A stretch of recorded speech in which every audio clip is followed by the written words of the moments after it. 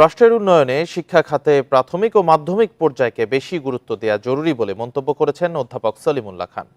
অন্যদিকে রাষ্ট্র পুনর্গঠনে সংবিধান সংশোধন নয়, পুনর্লিখনে জোর দিয়েছেন অধ্যাপক ডক্টর আলী রিয়াজ। শনিবার বিকেলে ঢাকা বিশ্ববিদ্যালয়ে পৃথক দুই আলোচনায় এসব কথা বলেন তারা।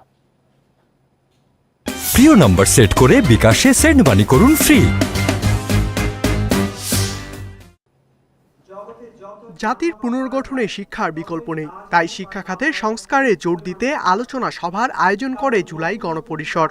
গেল 15 বছরে কিভাবে শিক্ষা ব্যবস্থা ধ্বংসের পথে হেঁটেছে তা তুলে ধরেন বক্তারা। আমাদের এখানে শিক্ষা হলো বাংলাদেশ রাষ্ট্র বহুদিন ধরে প্রজেক্টে চলে, গত 12-13 বছর এটা মহামারী আকার ধারণ করেছে। পৃথিবীর মনে হয় সবচেয়ে এখন একদম কি বলে এটাকে দুর্বলতম এবং সবচেয়ে সমালোচিত প্রথা সম্ভবত সার্টিফিকেট প্রথা। যে সার্টিফিকেট আপনি কালকে বানাইতে পারেন, আজকে চাকরি নিতে পারেন। দেশে প্রাথমিক ও মাধ্যমিক বিভিন্ন বিষয়ে অবহেলার কথা তুলে ধরে যৌক্তিক সংস্কারের কথা জানান বিশিষ্ট চিন্তাবিদ অধ্যাপক সলিমুল্লাহ খান। কারিগরি শিক্ষা করতে গিয়ে কোন জিনিসটা বাদ দিচ্ছি, এটার নাম হচ্ছে মানুষবাদ।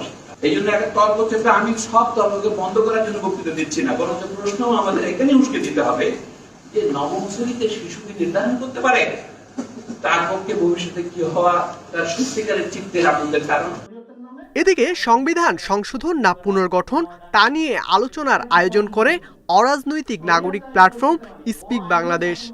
যখন আমরা বলছি মুক্তিযুদ্ধের চেতনা, এটা একটা গণহত্যাকারী চেতনা পরিণত করতে হবে, তাই না?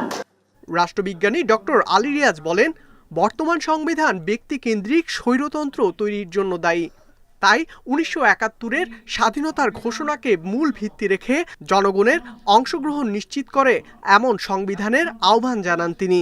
যে যদি আপনি যতই সংশোধন করেন, আরেকজন স্বৈরাচারী তৈরি করার পদ যেহেতু এটার মধ্যে আছে, সাংবিধানিক একনায়কত্ব প্রতিষ্ঠার পদ যেহেতু আছে, আপনি যত ব্যান্ডেড দেন, যতভাবেই কাটাছেড়া করেন, সেই পথ আপনি বন্ধ করতে পারবেন না সংশোধনী। এদিকে কখন নির্বাচন হবে তার চেয়ে কিভাবে নির্বাচন হবে সে বিষয়ে গুরুত্বারোপ করেন ডক্টর আলী রিয়াজ।